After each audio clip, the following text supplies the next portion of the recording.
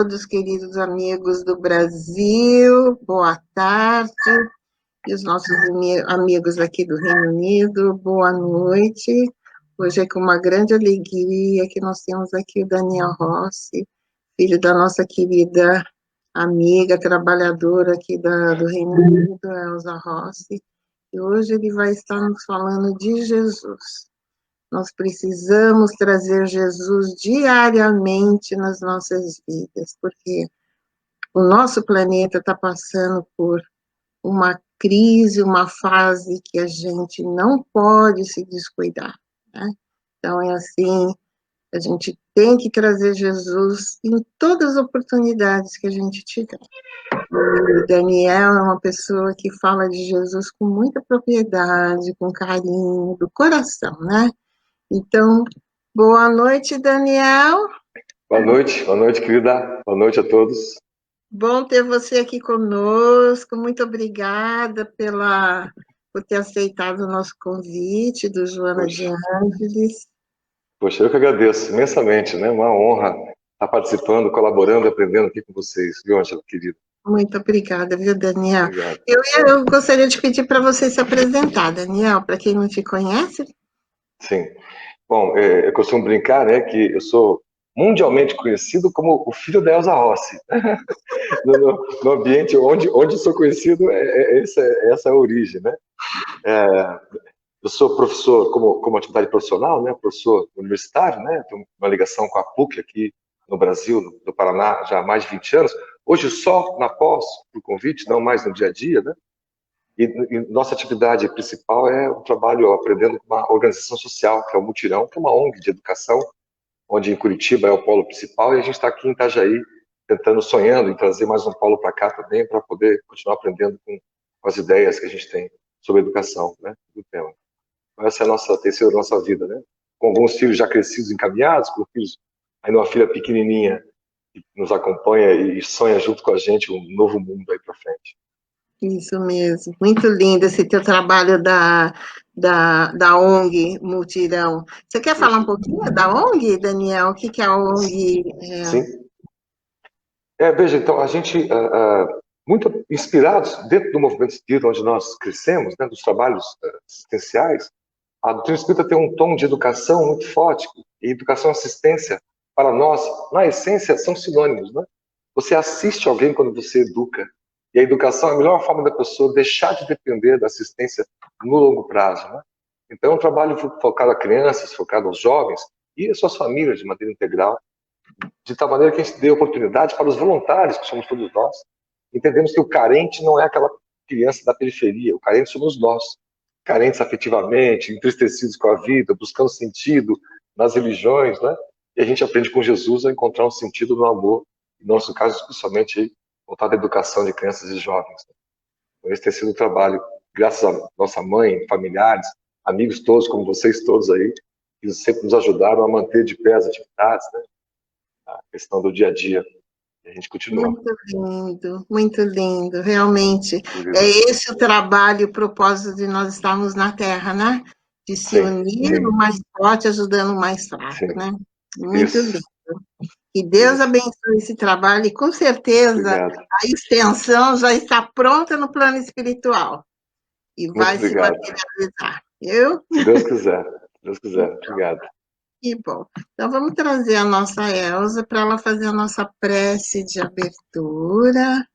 Boa noite, Elza, querida, tudo bem? Bom ter você aqui conosco. Tudo bem, Ângela, muito obrigada. Obrigada pelo convite de estar nessa mesma sala com meu filho. É uma alegria, de vez em quando, dividir tarefas do Brasil com ele. E agora, essa oportunidade que você nos dá. Eu agradeço imensamente.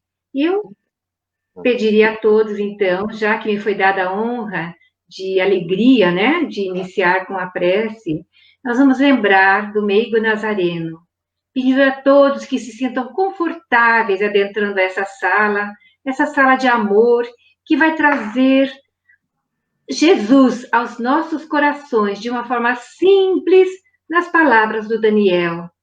Jesus, o meigo Nazareno, o que nos convida a andar pela calmaria dos nossos corações, a recebê-lo onde estivermos, nos momentos tumultuados, nos momentos doloridos, ou um ser da família necessitado, ou um emprego perdido, ou alguém doente, mas que a gente possa ter a serenidade no coração para lidar com todas as situações, tendo em mente o exemplo do meigo Nazareno, que caminhava pela Galileia, convidando a todos a segui-lo, a entender o amor, o perdão e a caridade. Ó Senhor Jesus, que alegria podemos estar contigo, já te conhecermos, Senhor, quando tantos ainda perambulam na escuridão porque não te conhecem. Os teus ensinos que aliviam dores, que traz a calmaria nos corações doloridos. Ó Senhor Jesus, que todos possam seguir-te, ouvir-te, sentir-te no recôndito do jardim interno, sentados contigo, Senhor, um amigo conversando, que é o que a gente precisa. Jamais estamos a sós. Temos-te a ti, Senhor Jesus, em nossos corações. E quando precisamos de um amigo, tu ali estás conosco imediatamente, nos auxiliando, nos dando refrigério nas nossas almas, muitas vezes turbulentas.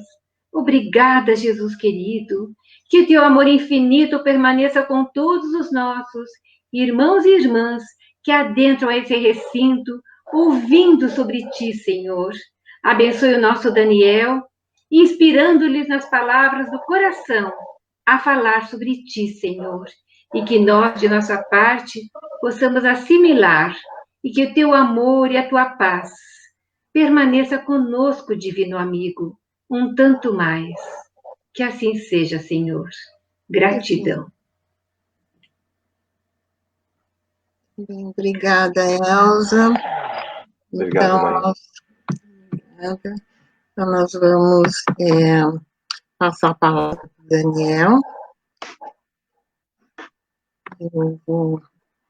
Então, agora, para pegar os slides, tá, Daniel?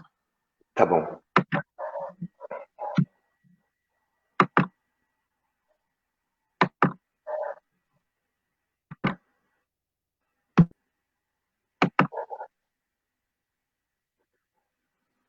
O slide já apareceu? Ah, pronto, apareceu. Uhum. Ok? Ok. Podemos? Bom, meus amigos, amigas, queridos, queridas, nosso objetivo, então, é, de forma muito humilde, falar do sol das nossas vidas, elencando alguns pontos que possam nos causar uma reflexão e impactar em cada um de nós a chama, né, da esperança, da transformação nossa de cada dia, transformação nossa de cada dia, como sendo essa o pão nosso de cada dia, a nossa missão cotidiana. Recentemente, fazendo uma reflexão, assistindo algumas palestras, inclusive de um pastor aqui no Brasil, me chamava a atenção um ponto de vista muito interessante, que é a primeira reflexão que nós gostaríamos de fazer. A Bíblia, as Escrituras Sagradas, foram, por séculos, né, sendo escritas como se fosse a própria história do ser humano e a sua ligação com um mundo maior, né, que se acreditava muito em função do medo, muito lá antigamente, dos fenômenos, das intempéries do clima, e se atribuíam a cada uma delas um tipo de divindade, né, até o povo hebreu consolidar isso como uma crença num Deus único, num Deus Pai ou num Deus Mãe, né, e que nos induz a convivermos bem e plenamente, e andarmos bem, como dizem os budistas, na senda das 8 trilhas, né? A falarmos corretamente, a pensarmos corretamente, a agirmos corretamente, e assim, uma sequência de valores morais. Mas em Jesus, no Novo Testamento, que passou também a compor a Escritura Sagrada que conhecemos como Bíblia, esse pastor faz uma reflexão muito interessante. Com Jesus, os demais pontos da Bíblia anteriores não são necessários. Isso não é aqui uma questão, alguma crítica às Escrituras, de maneira nenhuma. São os livros fundamentais, importantíssimos, escritos muito em código, porque era a limitação da própria escrita e do conhecimento que se tinha à época, né? Lembrando que a tradução para o grego é Septuaginta, que é a que Jesus utilizava para estudar na sua época, foi escrita séculos antes do próprio Cristo. Né?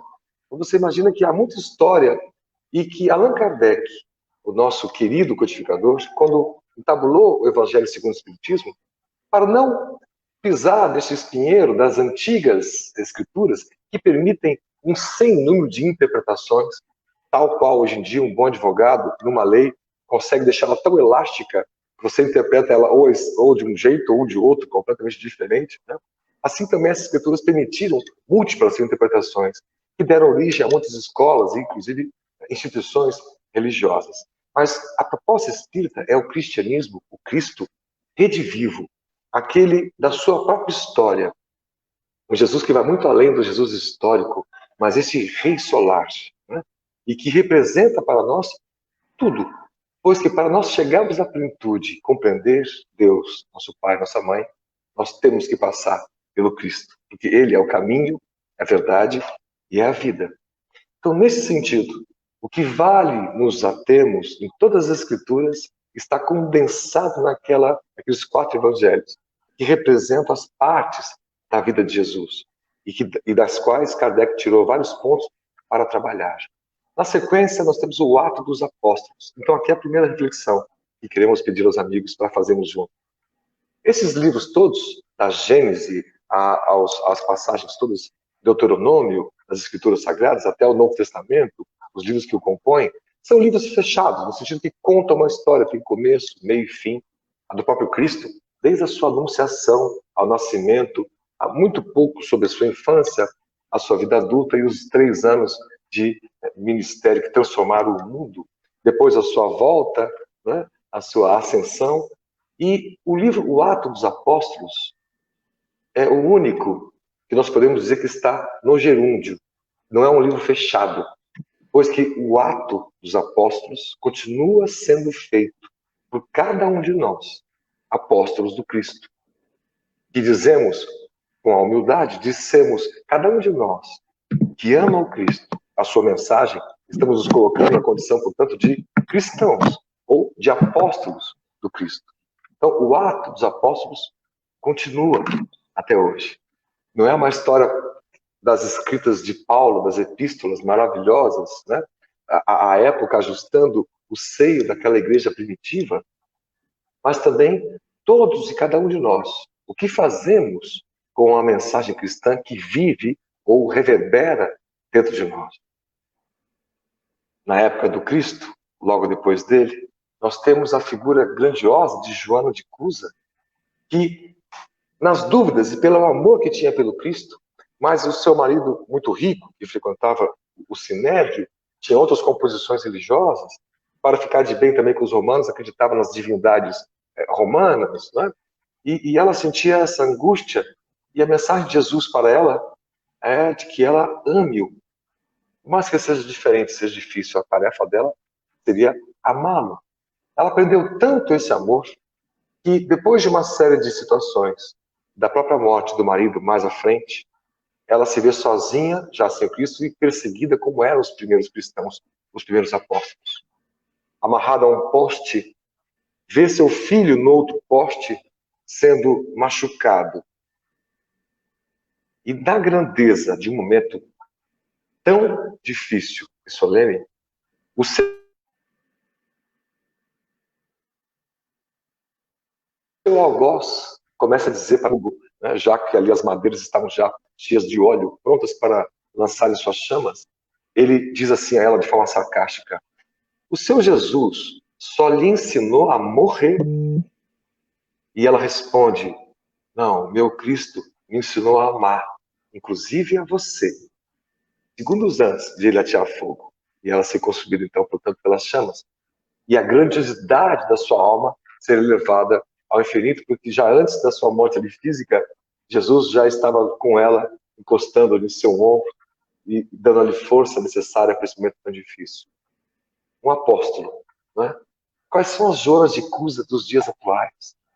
Aquelas que, diante de tantas dificuldades, ataques aos filhos, pessoas que foram simplificadas pela vida, né? Qual é o tamanho da fé dos cristãos de hoje em dia? Né? Diferente daquela situação de antes, eles eram perseguidos, e hoje não mais, né? E passamos, será que a persecutores, alguns de nós, né? O que fazemos com a mensagem do Cristo? Então, essa primeira reflexão, o ato dos apóstolos, que é uma sequência de cartas lindíssimas, está sendo construído por cada um de nós que carrega a mensagem ou amor pelo Cristo no seu dia a dia, na sua vida. Então, esse é o primeiro ponto. Né? Nesse slide aqui, onde nascem as estrelas, nós queremos dizer que o nascimento de Jesus já mostra aqui um ponto de partida, um ensinamento maravilhoso da humildade da manjedoura. E nós nos lembramos de dois Franciscos. Né?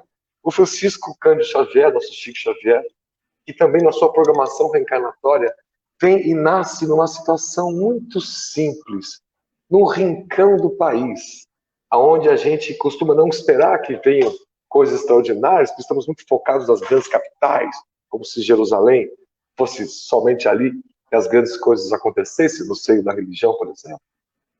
E nós temos o Francisco de Assis, que nasce numa família abastada, mas opta, logo depois da juventude, por viver na plena humildade. Então, um segundo ponto de reflexão nesse sentido aqui é de que a busca da humildade, inclusive material, né? Podemos ter ganhos, mas o que fazemos com esses ganhos, né? Com esses recursos? Como nós compartilhamos? Como é que nós melhoramos a vida de alguém de fato? Né? Pois que, há muitos anos atrás, uma amiga nos disse, uma senhora, que ela já atendia algumas famílias há mais de 20 anos, numa região muito carente, e eram as mesmas famílias. E ali ela tinha essa dúvida, eu acho que não estou fazendo diferença porque eles ainda dependem de mim. E o trabalho de educação pressupõe que eles consigam ganhar uma certa independência, aprendam a bater asas por conta própria. Né? A reflexão dura daquela senhora nos lembra a reflexão que nós temos que fazer também. Né? Mas eu ajudo, eu faço isso, eu faço aquilo. Qual é o impacto das nossas ações? Né? Qual o tamanho do amor que Joana de Cusa pode nos mostrar que esses primeiros apóstolos mártires, como Estevão, o primeiro grande mártir, apedrejado por defender a verdade, injustiçado por isso, né, podem nos mostrar. Então, a vivência espírita das comunidades, nós colocamos aqui, é porque nas comunidades nós encontramos uma situação semelhante se nós fôssemos projetar o Cristo para os dias atuais. Se nós tirarmos ele daquela cidade simples onde nasceu, como Nazaré, uma cidade muito pequena, caminhando sempre por entre os pobres, os maltrapilhos, né? Pessoas adoentadas, outros abandonados, comendo em tascas, como diz o Espírito Bezerra de Menezes em mensagem psicofônica por Divaldo Franco, são restaurantes de baixo custo, vivendo de pequenas doações, de algum, de outro, né? Para suas caminhadas, até o discípulo ali, Mateus, que fazia a tesouraria do grupo, evidentemente sem nenhum tipo de acúmulo, vivendo no limite do limite, porque o limite físico é o infinito da alma, né? Isso se permite. Então, nós vamos aprendendo que hoje, se ele estivesse por aqui, ele estaria caminhando também nas periferias. Se fosse uma região litorânea aqui no Brasil, com seus mais de 8 mil quilômetros de extensão, por entre os pescadores dessas comunidades ribeirinhas, quase abandonadas, ou no seio da floresta, as comunidades ribeirinhas, quase abandonadas, teria por eles um olhar muito peculiar, muito afetuoso. Né? Ele, hoje em dia, também olharia para alguns senhores das religiões, hoje em dia, como fazia aos tempos lá dele mesmo, com os fariseus, com os saduceus, dizendo e até apontando, o que vocês falam em nome de Deus? Vivem outra coisa? É só uma imagem ritual exterior, mas por dentro continuam víboras, né? Nessa asserção.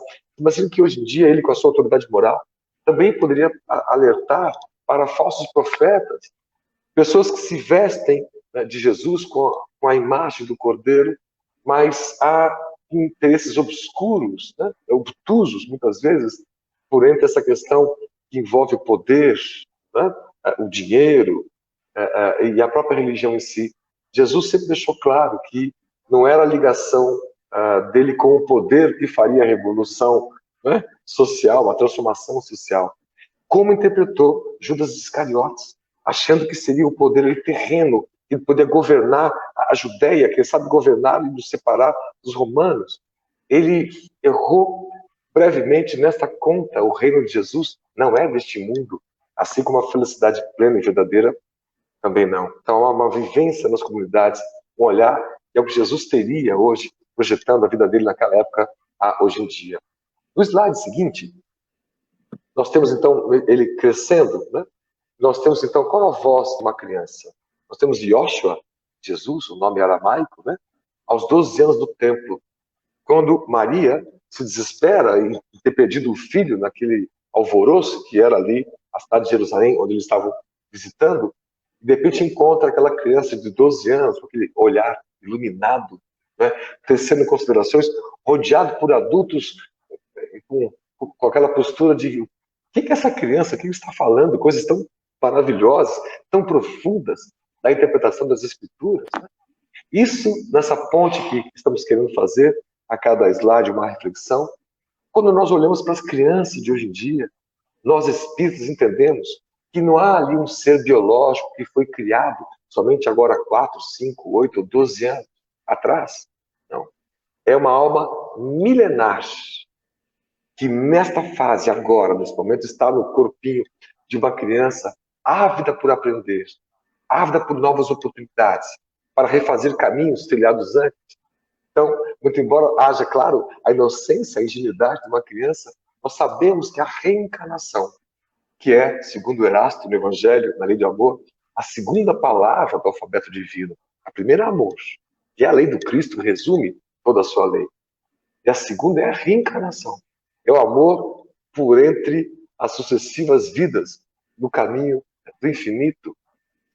E a passagem de Mateus, né, onde os discípulos querem interromper um conjunto de crianças que ia correr abraçar o Cristo, Jesus, e na ânsia de interrompê-los, para não incomodar a Jesus, ele disse, deixar que venham a mim as crianças. Dá uma mensagem belíssima. Nós vamos imaginar, como alguns historiadores da época, como Daniel Hobbes, por exemplo, historiador católico, que faz uma projeção do dia a dia, à época de Jesus, vamos imaginar que a sua carga energética, o seu magnetismo pessoal, a sua mensagem, os seus milagres, como diziam à época, que eram a sua mediunidade na potência plena, transformando situações e curando pessoas, né? Fazia com que um contingente gigantesco de pessoas buscasse segui-lo aonde quer que ele fosse. Cada um buscando ali um aspecto da saúde, muito mais psicológica, o sentido da vida, do que somente as curas físicas, que ele também fazia naturalmente. Nossa segunda reflexão, entendemos a reencarnação, que nós estamos num processo, e que nós não devemos, nós adultos, perder aquela sensibilidade, aquela certa ingenuidade que as crianças têm, de falarem o que pensam, mas falarem com tranquilidade, sem desejar atingir alguém, sem desejar calculadamente fazer o mal a alguém outro, né? A criança que vê a vida com a naturalidade de que a vida foi feita para ela, como as folhas, as flores, os bichos, os gatos, os cachorros, e as crianças têm essa vida, e que nós vamos ganhando a vida adulta e vamos perdendo um pouco dessa dinâmica, né? Há quanto tempo a gente não pega uma criança e joga para cima, para baixo, e brinca de ciranda, cirandinha, para resgatar aquela energia que é vibrante, curativa, é uma energia que vem de uma fonte do bem, que é exatamente a energia que vem das crianças, ainda mais nessa era que nós estamos, né? No slide seguinte, já avançando com o Cristo, nós temos quem é próximo de Deus, quem é o próximo, né? E sabemos dessa passagem, essas fotos são nossas, aí está lá o seu Xavier, um catador, sendo ajudado na subida por dois jovens, que inclusive frequentaram, um deles frequenta ainda a nossa ONG, né? Esse aprendizado é muito importante, porque ele foi, Jesus, tentado de forma capciosa, sondado por doutores da lei, para ver se ele falava algo que fosse contrário, diferente das Escrituras. E ao ser perguntado qual o maior mandamento, ele confirma o mandamento mosaico, amar a Deus sobre todas as coisas, mas acrescenta algo fundamentalmente diferente, e ao próximo como a ti mesmo. Como disse Chico Xavier, numa citação preferida dele, dizendo que Jesus nos dizia para amar os outros como ele, Jesus, nos amou. Ou seja, é na plenitude que nós devemos encontrar as pessoas, especialmente as diferente da gente. Isso, para mim, foi um grande aprendizado. A história de Joana de Cusa e essa reflexão sobre o Cristo, sobre o próximo, né? Que não deve ser escolhido. Eu vou ajudar o próximo desde que eu escolha quem é. Se for meu amigo, se tiver afinidade comigo, se for alguém da minha família. Isso não é nem ajuda, é mais ou menos uma obrigação. Né? A questão é chegar ao próximo como um outro que nós nem conhecemos, mas que precisa, no momento, passa por entre a gente, e não é por acaso. Como se a região da Samaria, da onde são conhecidos os samaritanos, e a história que Jesus emendou ao doutor da lei, que lhe perguntava sobre a lei mosaica, que ele dá um exemplo, descia um homem de Jerusalém para Jericó, é uma estrada muito perigosa, né? E que foi ali assaltado, machucado, e que passou um doutor da lei e nada fez. Passou um representante do templo, um sacerdote, e nada fez. E passou um samaritano que o acolheu, acudiu, levou para a estalagem. Nós conhecemos a história. A reflexão está em transformar essa história no dia de hoje. Alguém que se encontra ferido na rua, não é raro, não é raro. As primeiras pessoas pararem para acudir serem as pessoas mais simples, alguns moradores de rua, os catadores. Né? Nós conhecemos agora, uma questão de uns 2 meses atrás, uma família da vila onde a ONG está instalada lá em Curitiba, na periferia, e que o marido surtou, tacou fogo na casa, quase matou a esposa e as crianças, que conseguiram fugir. Depois de um tempo, qual é a pessoa que deu abrigo para essa família conseguisse retomar a sua vida com calma? Este da foto, que está puxando o carrinho, que é um catador, chamado São Xavier, que é nosso amigo, e que ilustra exatamente essa palavra do bom samaritano. Aliás, entre as pessoas simples, isso é muito comum. Alguém que pede a casa que foi inundada, o outro que foi agredida, encontra sempre acolhimento nas famílias, né? A casinha lá já não cabe mais ninguém, mas o coração aberto cabe, né? Cabe mais um e mais alguma criança, encosta aqui, dorme aqui, acolá, se abrigam juntos das próprias intempéries da vida. Né? É como se a Samaria, a região dos samaritanos, né? Que eram os judeus que se ali mesclavam com os gentios e não eram muito bem vistos pelos judeus ortodoxos, como se a Samaria fosse hoje a própria periferia.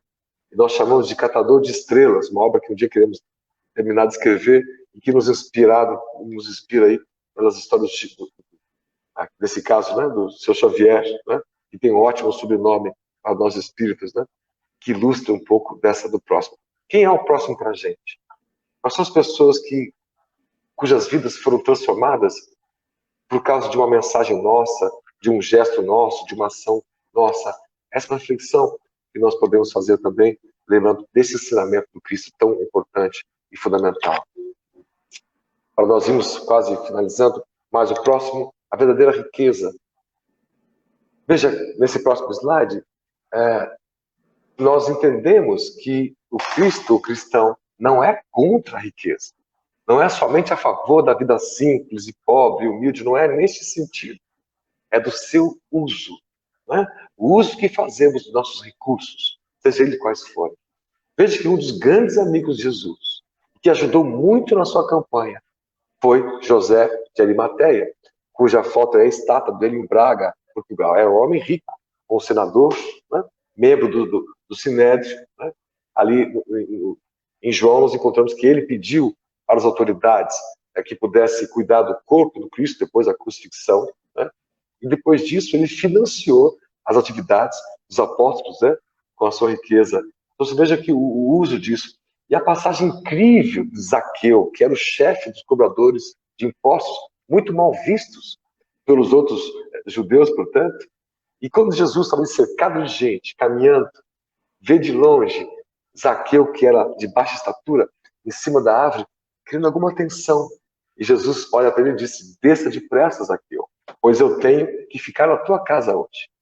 Isso causou uma comoção entre os discípulos. Como é que pode Jesus ficar na casa desse aí, daquele ali? Mas como ele é desse jeito, daquele outro, né?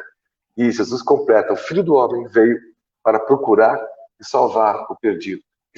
Zaqueu já está, a dizer, emocionado em somente ver o mestre em cima da árvore, dizendo: Senhor, se eu fiz mal a alguém, eu quero devolver 4 vezes mais o mal que causei em relação a dinheiro, recurso financeiro, etc. Né? Você vê que ele mesmo já sai dizendo coisas que fez, e o Cristo com um olhar de carinho, né? Ao invés de reprimir ou de julgar.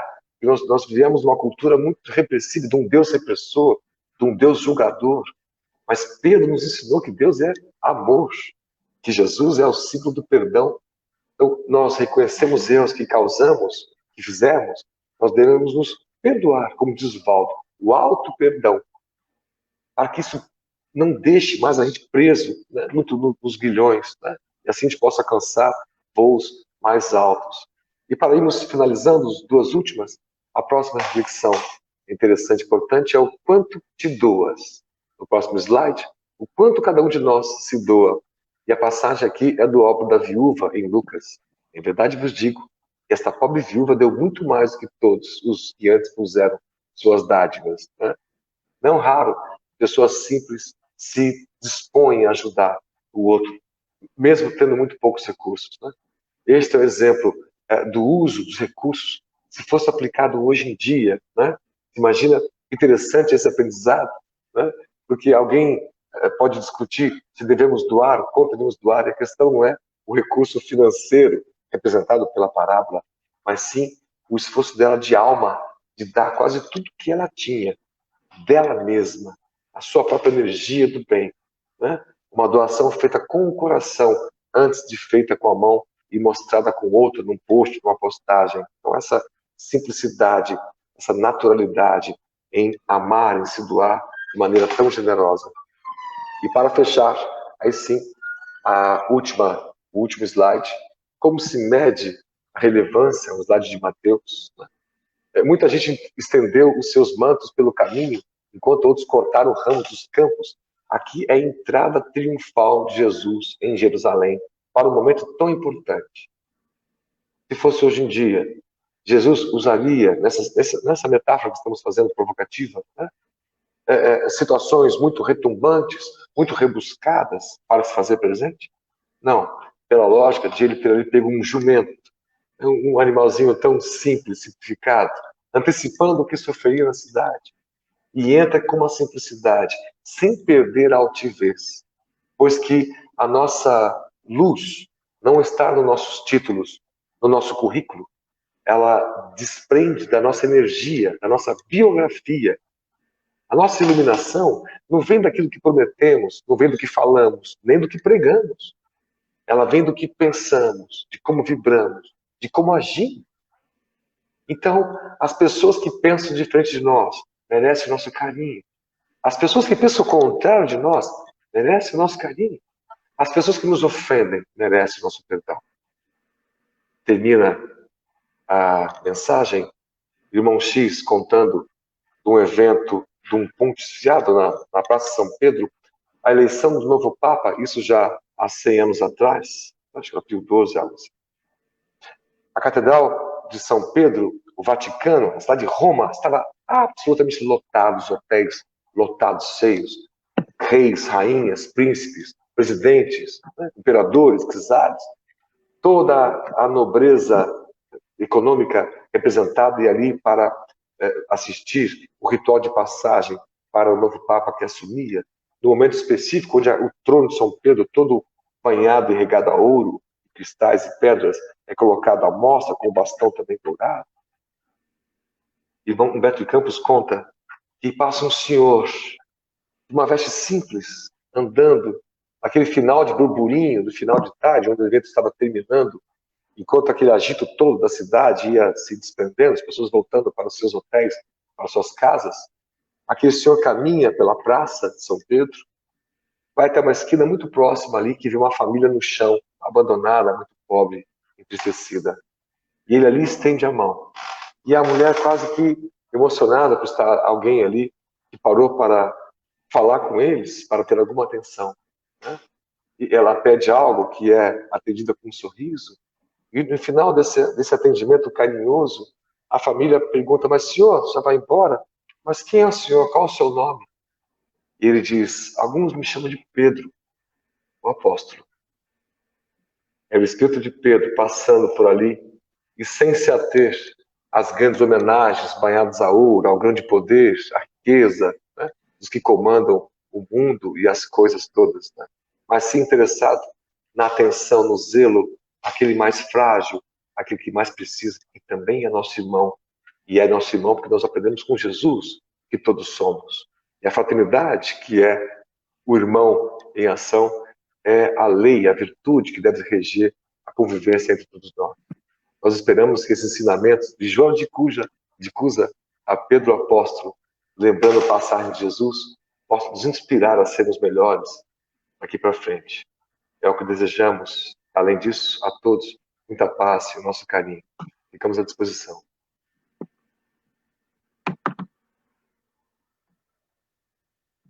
Nós temos um tempinho ainda. Não sei se para perguntas, eu posso continuar? Uhum.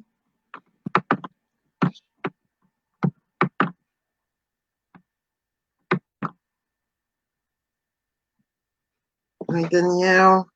Oi. Oi. Tem tempo ainda. Maravilhoso. Obrigado. Vamos ver aqui, tem muitas mensagens aqui. Boa noite da Camila Camila Tuzino. do Brasil. Isso. Francisco de Assis, aqui de Londres. Querido. A Camila manda aí, ó. Isso é ao contrário. Confirmando. Aqui a Adriana Passador. Boa noite, Adriana. Gratidão, nós agradecemos. Temos a Paula Coelho, aqui de Londres. Boa noite. Aqui da Califórnia. Ângela, boa noite, obrigado pelo carinho aí. O nosso querido Moacir Camargo, lá do Brasil. Querido Moacir, que bom te ver aí, querido. Bom te ver, Moacir. Aqui ele de novo. Alegria. Aqui nós temos a Daniela, aqui de Londres. Nerildo, Brasil. Nerildo, sim. Que gosta muito de Londres. Nerildo, querido. Aqui uma mensagem da sua mãe, olha aí, ó. Que alegria ver aqui, querido, de longa data, Adriana, Assis, Moacir, Ângela, Camila, Paula, Daniela. Que Jesus nos abençoe a todos. Lindo ouvir sobre Jesus, nem é? Maravilhoso mesmo, maravilhoso.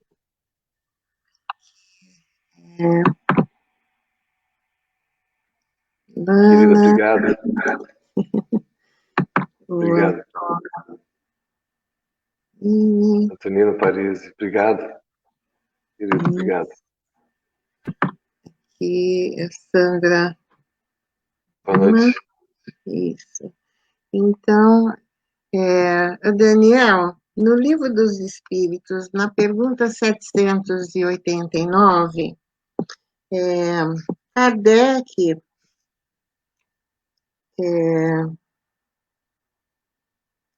na 786, Kardec pergunta aos espíritos se o espiritismo será seguido por muitos ou por poucos. E eles dizem que um dia todos iriam estudar isso e vivenciar isso, porque está na natureza, né? E mais para frente eles dizem que esse conhecimento do espiritismo, a crença, aqueles que acreditassem, se fosse viver realmente o espiritismo, seria talvez na segunda ou terceira geração, né? Então, contando em 1557, na época de Kardec, uma geração era em torno de 37, 40 anos, né? Já estamos nessa época que eles previam? Sim, poxa, ótima pergunta, né? E Kardec faz ele mesmo essa previsão, né? E a gente pode arredondar a geração para uma geração padrão, como média de vida, de pouco mais de 50 anos. Claro, hoje em dia mais, né? Sim. Nesse caso teria mais um tempo, né? Mas isso está de acordo com a previsão que a gente vem estudando na própria doutrina espírita, né? Desse processo do mundo em transição, né? Da projeção do Brasil, coração do mundo, o Pato do Evangelho, do Pinga Fogo, do Chico Xavier, aquele programa de televisão onde ele comenta ali, ele mesmo está no YouTube algumas mensagens, né? Sem atribuir data, sem localizar no tempo, ele não faz esse tipo de situação, até porque não é assim que ele montaria, né? Ele fala das coisas, mas Divaldo tem dito muito nas palestras que nós estamos vivendo nesse momento, as crianças estão nascendo já com habilidades que são incríveis, né? Representando espíritos superiores, a tal ponto de que essas inteligências incríveis, na nossa estrutura biológica, ainda requer uma série de adaptações. Talvez isso explique um aumento ou um interesse muito grande nos dias atuais dos casos de autismo, por exemplo, né? De situações onde essas almas são de uma inteligência brilhante, né? Com dificuldades sociais, porque há uma série de ajustes, né? Que os séculos, quando passam, acabam requerendo para que eles consigam usar plenamente, né? A nossa estrutura física, né? O próprio Divaldo Franco tem dito de grandes almas do passado que já estão reencarnando e irão reencarnar. Então, nessas décadas, das quais nós temos a honra, o privilégio de estarmos vivendo. Alguns dizem assim, puxa, eu queria tanto viver no tempo de Jesus para conhecer o Cristo. Claro, quem de nós não teria essa curiosidade, né? É bom até que nós não lembramos, porque vai que nós vivemos no tempo de Jesus e estamos no outro lado da corda, né? Ateando, jogando pedra, nesse sentido, né? Mas aquele foi um momento de passagem, né? Importantíssimo, uma mudança moral, uma mensagem que veio para ficar de forma muito definitiva. E Jesus disse que o Consolador prometido iria ter o mesmo impacto de transformação. Mas Kardec fez essa previsão, não era um impacto de um momento, né? Era um processo dessas 3, 4 gerações, né? E que deve culminar nas próximas décadas. As crianças que nascem hoje, quando tiverem a nossa idade, terão um mundo diferente, sim, né? Ganhará velocidade de mudança nas próximas décadas, né? Porque já estamos cansados de repetir erros do passado. E essa geração que vem, ela não vai cometer os mesmos erros que a gente vem cometendo, né? De amar o Cristo e xingar o vizinho, né? De ter um crucifixo no peito e estar gritando palavras de violentas para alguém, né? Ou de nos ufanarmos com a mensagem cristã, mas com interesses financeiros, econômicos, né? Por trás, que não era a proposta do Cristo, nem nunca foi, né? E a gente então vê esse processo, as religiões devagar até se adaptando a isso. E nós temos para nós espíritos um papel muito importante que a ciência terá nas próximas décadas, né? E quando a mensagem, quando a realidade da reencarnação for uma descoberta científica, todas as religiões sofrerão um abalo de reflexão. A mensagem da ciência é uma questão médica, né? Imagina que daqui a algumas décadas você vai no médico e pode dizer, olha, tal coisa pode ter lá no teu passado, isso que está te incomodando hoje em dia, né? Imagina a amplitude que isso terá, né?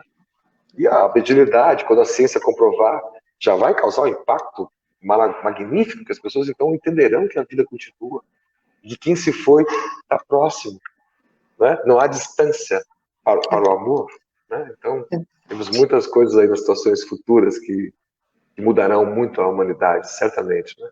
Temos a honra, Angela, de vivermos esse período. Verdade. Que período difícil que a gente está vivendo, sim, mas essa é a honra de um dia lá na frente falar assim, eu estava reencarnado quando o mundo passou de provas e expiações e durante algumas décadas até o mundo para uma transição, para uma regeneração, né? Eu tive a chance de ajudar este mundo de regeneração, né? Nós estamos tendo a chance de ajudar nesse processo, né? Por isso que eu digo que o Ato dos Apóstolos não terminou, ele continua, e a gente que está fazendo a história, a gente, digo, toda a humanidade, né? Fazendo a história girar novamente. Maravilha, é isso mesmo, Daniel. Tem uma pergunta aqui da sua mãe.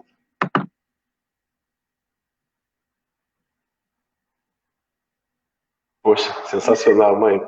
Essa é aquela pergunta assim, eu preciso perguntar para minha mãe, já volto a responder, né? A paz, veja, o que nós pensamos é que a consciência tranquila é a melhor, talvez única, essencialmente, maneira de você ter a paz. A paz de estar agindo, pensando, vibrando da melhor maneira possível. Então, a consciência em paz, que reconhece que tem limitações, que reconhece que tem coisas que ainda não consegue, mas o fato de reconhecer-se e lutar para não repetir erros, deixa a consciência em paz. Na questão 621 de Livro dos Espíritos, Kardec pergunta, onde é que está escrita a lei de Deus? Quer dizer, onde é que Deus está? E a resposta é, na consciência. É a segunda resposta mais curta do Livro dos Espíritos. A primeira é, quem é nosso modelo e guia? Jesus. Uma palavra só basta para responder. Sim. E não precisa se perguntar qual é Jesus, porque hoje em dia nós temos um Jesus para cada jeito. Um interpreta de um jeito, outro traduz de outro pinta de outro. O outro faz uma anedota, faz uma crítica. E o Jesus, aquele ser simples, que não fez mal a ninguém, e que mudou o mundo, dizendo para as pessoas se arrependerem, se transformarem, de não errarem mais, se perdoarem, seguirem em frente, dizendo às pessoas, nós podemos fazer tudo o que ele, Jesus, fazia, e muito mais. Sede perfeitos, como és perfeito o vosso Pai Celestial. As mensagens do Cristo são divinas. Por que se preocupar com o que vai comer, com o que vai vestir? Não vê os lírios do campo? Não tecem, nem fiam, no entanto se vestem de uma maneira que nem Salomão, toda a sua glória, se veste também. Uma passagem dessa do Cristo é suficiente para transformar a nossa vida, desde que a gente deixe essas palavras se impregnarem na gente todos os dias, né? Como um evangelho diário, lembrando que a paz está dentro de nós, na nossa consciência. Verdade. Mãe Obrigada. querida. Agora a gente tem a Adriana fazendo um comentário aí. Graças a Deus, essa mudança se faz imensamente necessária. Muito bom. Sabe, Adriana, tem um pensamento a respeito da palavra mudança, que é interessante, né, provocativo, porque a única constante na vida é a mudança. Né? Porque a evolução é a mudança dia a dia. Né? É isso que você diz agora, sensacional. Jesus pregava sem grandes tempos, mas o amor tocava muitos corações. Isso. Veja que filosoficamente ou historicamente Jesus, ele não criou nenhuma religião. Não pediu para que os encontros tivessem algum tipo de ritual. Tanto que os encontros eram na beira das praias, sentado nos montes, no sermão da montanha, sentado na praia, na beira das ondas, dentro da canoa, na pescaria dos discípulos de Jesus, ali em pé, falando a boa notícia, o evangelho, a boa nova, né? Da realidade do mundo espiritual. Então, o melhor templo é a gente, é onde a gente está. Para o Chico Xavier, e aqueles que conviveram com ele nas primeiras décadas, o lugar mais maravilhoso do mundo é embaixo do abacateiro. Né? Era o abacateiro, né? Era a mangueira, o abacateiro, né? Do Chico? Do Chico. Do Chico era abacateiro, né? Abacateiro. Aquele era o melhor tempo que se podia imaginar existir. Né? Na obra social de Raul Teixeira, lá em Niterói, a Sociedade Espírita Fraternidade, a obra social enorme, que tem o grande Raul Teixeira querido, lá tem um bambuzal enorme, que uma vez ele nos disse, a gente jovem, esse bambuzal é, no mundo espiritual, uma torre de energia que nos alimenta. Isso, eu olhava para o bambuzal com outros olhos, né? Meu Deus, isso aqui tem muita energia que vem, né? Desse espaço maravilhoso, né? Então, qual o templo para fazer uma prece melhor? Aqui e agora, o meu corpo, né? A minha meditação, dentro do carro, de olhinho fechado, 5 minutos, uma prece, né? De frente para o mar, debaixo de uma árvore, né? Olhando para o teu filho, olhando para o teu companheiro, companheira. Esse é o melhor momento, a melhor pregação que nós podemos fazer, como Jesus fazia. Né? É verdade. Como ele fazia. E é isso mesmo, né, Daniel? Às vezes te pergunto, quantas vezes por dia eu lembro de pensar em Jesus, né?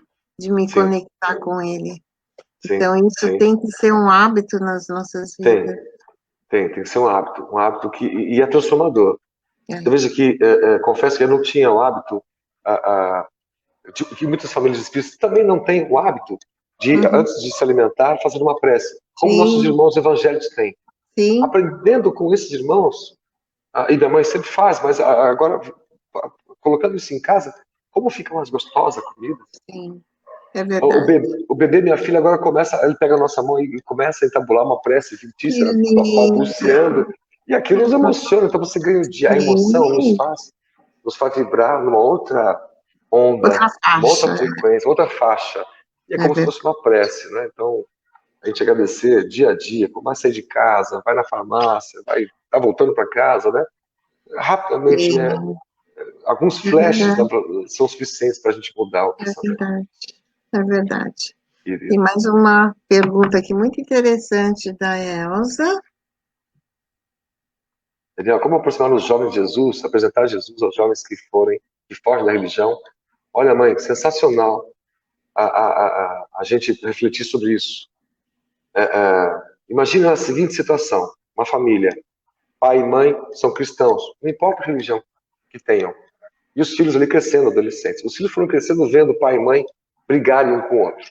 Hum, Eles vão para a palestra espírita, tomam passe, voltam, ou vão para a missa, ou vão para o seu culto religioso, voltam para casa, brigam, se xingam, e o filho vai crescendo ali. Meu pai é religioso, minha mãe também, e eles se agridem, eles se traem, eles se machucam.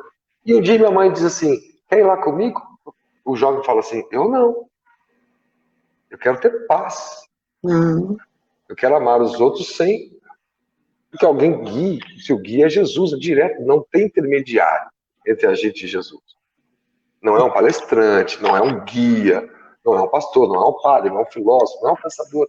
Embora eles sejam fundamentais para a gente refletir, são pessoas que nos lideram, nos induzem a pensar, o nosso compromisso é com Cristo diretamente. Quando o jovem vê o pai e a mãe lutando na vida, mesmo com dificuldade, ajudando os outros, ele passa a reconhecer, né, que este pai ou esta mãe tem uma postura diferente. Se ele for entender por quê, de repente ele pode ouvir a explicação da mãe e do pai. Que papai ama Jesus. Que a mamãe ama o Cristo. E é ele que me ensina a amar os outros, a dar um abrigo para um catador, ajudar numa reforma para que uma jovem tenha um quarto próprio na periferia, para evitar que seja abusada novamente. Então, os jovens estão muito assustados naquela brincadeira de que toca o telefone, a criança vai atender, e o pai fala assim: se for para mim, diz que eu não estou. A criança fala assim: papai mandou dizer que não tá, né? A criança fala na inocência. Mas veja, quando o pai fala assim, filho, não pode mentir, ele vai aceitar o que o pai está falando ou o que o pai está fazendo? O pai está mentindo na prática. Ele vai repetir o que o pai faz, pelo exemplo. Né? Pelo exemplo. Pode levar anos para um filho reconhecer, mas um dia chega o reconhecimento. Já se o pai é agressivo, a mãe já é agressiva, já conhece desde já a agressividade e se afasta mesmo. Né? É o que alguns jovens comentaram isso. 92% dos brasileiros são cristãos, segundo o IBGE. 92% somos cristãos. E isso não reflete numa paz, num carinho. A gente ataques, polarizações, etc. Né? Aí o jovem disse isso, assim, eu vou seguir outro líder. A não ser que ele encontre um exemplo que o faça emocionar, como acontece, a gente vê muito isso. Né? Acontece. Né? Que o fato de você frequentar uma igreja, um centro espírita, não quer dizer nada. Você tem que ter a religiosidade dentro de você, né? Trazer aquilo. É esse que vai realmente te mudar. Se eu faço automaticamente, simplesmente é um ritual, né? Perfeito. Isso. Esse é o resumo. É isso. Olha, a Daniela está falando que o mundo precisa de Jesus. Concordo plenamente. Isso. Essa reflexão, Daniela, né? Aqui está Dani Cleia. Essa reflexão que Daniela, essa reflexão que nós fizemos com o Atos dos Apóstolos, é como se a gente pudesse pedir a Jesus a chance de sermos seus discípulos. Hoje em dia, para viver a mensagem do Cristo, para acreditar nela, porque por Kardec, pelo Espiritismo, a gente voltou a amar o Cristo, a entendê-lo na sua grandiosidade, né? Como um espírito magnífico, Cristo que formou o planeta Terra, né? Os seus engenheiros estelares, como diz a obra dos Exilados de Capela, nesse sentido, né? Então, nunca foi tão importante que os discípulos do Cristo de hoje em dia entendam o Cristo como ele era, né? E não como ele foi criado por séculos de pequenos desvios intelectuais, de traduções, etc., né? Entender aquele amor original, né? Reviver isso. É a proposta da doutrina espírita, né? O cristianismo redivivo, né? É a proposta de Kardec, né? Redivivo. Então, aqui nós temos a Luciana. Boa noite, Luciana. obrigado. Boa noite, querida. Obrigado. Então, Daniel, muito obrigada. Foi realmente reflexões maravilhosas e que todos nós possamos refletir nesses ensinamentos, né? Porque nós temos que fazer essa mudança interior para que a gente possa herdar a terra, não é? Esse é o grande momento, esse é o grande convite que o Cristo fez lá 2000 anos atrás, né? E a gente reencarna e vai deixando para depois, mas não tem mais depois, é agora. Isso. Né? Então, Isso. a gente tem que realmente trazer essa transformação na nossa vida, né? Para sermos melhores. Obrigada, viu, Dani? Obrigado a vocês. Puxa, obrigado, Ângela, querida. Maravilhoso. Muito obrigado. querido. Agradeço imensamente. Aprendi demais estudando para essa palestra e foi uma oportunidade muito, muito transformadora para a gente estar com vocês aqui hoje, viu? Obrigado. Obrigada, querida. Que Joana de Anjos te abençoe, te guarde, te guie e te ilumine todos os dias, viu? Obrigado. Então, vamos trazer agora a Elza para ela fazer as nossas vibrações finais. Oi, Elza, que maravilhoso. Como é bom ouvir falar de Jesus, não, Elza? A gente precisa. Precisa. Se faz urgente, como diz Bezerra, né? O tempo urge. O tempo urge. Tem pessoas incomodadas que tem algo me incomodando, eu não sei o que é. É a falta de Jesus. Só parar e pensar um pouquinho, muda o tune, né? O dial da mente, e liga com Jesus que você vai ver. Sacia, acalma, neutraliza más influências, porque você já põe um escudo protetor. O pensamento tem um poder que ninguém até hoje estudou o pensamento como deve, né? Porque está no espírito. Até que a ciência chegue lá, nós temos um poder e a gente não sabe nem usar esse poder direito. Os que sabem, né? Os mágicos, prestidigitadores, né? E a gente pode fazer muito com o pensamento. Filhão, eu te amo. Amo vocês. Muito obrigado. Obrigada, muito Daniel. Obrigada. Então, Elza, com você, minha querida.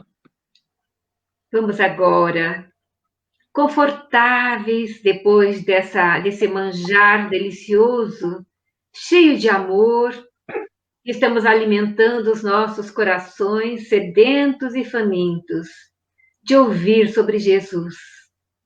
Vamos estar sentados na relva, na montanha, Jesus ali no alto, a uns 500 metros de nós, e estamos ouvindo a voz de Jesus, tão clara e sonora aos nossos ouvidos.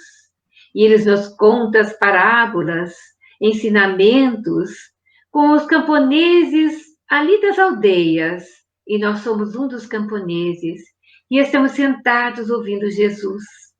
E nessa vibração de amor, o vento suave passando por nossos corpos, nada nos incomoda, que estamos ligados, conectados com o nosso Cristo de Deus, governador da terra. E nos alimentando das suas palavras, vamos poder exalar amor, transformando a nossa condição mental interior num ser de luz. E como ser de luz, nós podemos ajudar aos irmãos e às irmãs do mundo todo. Não há espaço que a nossa luz de amor não possa preencher. Ainda mais na consciência coletiva, que estamos agora sintonizados no bem, no amor, na paz e em Jesus. E podemos chegar aos hospitais, aos centenas e milhares de hospitais, com pessoas sofrendo momentos de partida, momento de dor com o coronavírus, outros momentos de dificuldades, alguns sem conhecer Jesus, outros em orações. Então, nos unimos nessa rede maravilhosa, nessa malha que cobre o planeta Terra, cobre em luz, em vibrações de amor, e nós podemos ajudar a transformar a vibração na Terra para melhor, para uma consciência de paz, uma consciência de tranquilidade interior, uma consciência de luz, especialmente para nós mesmos, que a transformação do nosso planeta começa dentro de nós, no nosso silêncio da alma, verificando o que podemos melhorar. O que podemos fazer pelo próximo, para a nossa família, especialmente neste momento de lockdown? O que podemos fazer pelos nossos vizinhos? O que podemos fazer pela nossa comunidade, pela nossa cidade, pelo nosso país? Vibrando, orando, exercitando essa onda vibratória de amor, varrendo as mazelas, as sombras, para se transformarem em adubos para as plantas. É assim que Jesus nos ensina. Olhai a outra face da moeda, batendo numa, dá-lhe o amor. Recebendo uma ofensa, dá-lhe o perdão. E assim vamos, Senhor Jesus, usufruindo da tua mensagem do monte, transformando o nosso interior para ser uma pessoa de bem, para ser o homem de bem, servindo neste momento, no aqui e agora. Como disse o Daniel, é um momento muito propício e devemos estar muito felizes por essa lição imensa que todo o planeta está passando. Abençoado coronavírus, que nos faz refletir, que nos faz libertar e que nos faz trazer o medicamento para a alma, para a nossa evolução, conforme já agendamos no plano espiritual. Senhor Jesus, abençoe o grupo Joana de Ângeles, para que ajude a transformar vidas. Abençoe o nosso Daniel, para que possa auxiliar com a sua palavra amorosa, simples, humilde, trazendo à luz a chama do Mestre, reacendendo em cada coração. Abençoe assim todos os grupos espíritas do mundo, os pequeninos, os grandes, aqueles que mantêm as portas abertas do coração, para acolher com amor, em nome de Jesus, estes ensinamentos que cabem em qualquer religião e que nós temos no nosso coração, na nossa consciência. Senhor, obrigada por hoje, que o teu amor infinito e bom permaneça com todos os nossos irmãos e irmãs desta sala virtual. Permaneça conosco, Jesus, em nossos lares, hoje e sempre. Gratidão, Mestre querido.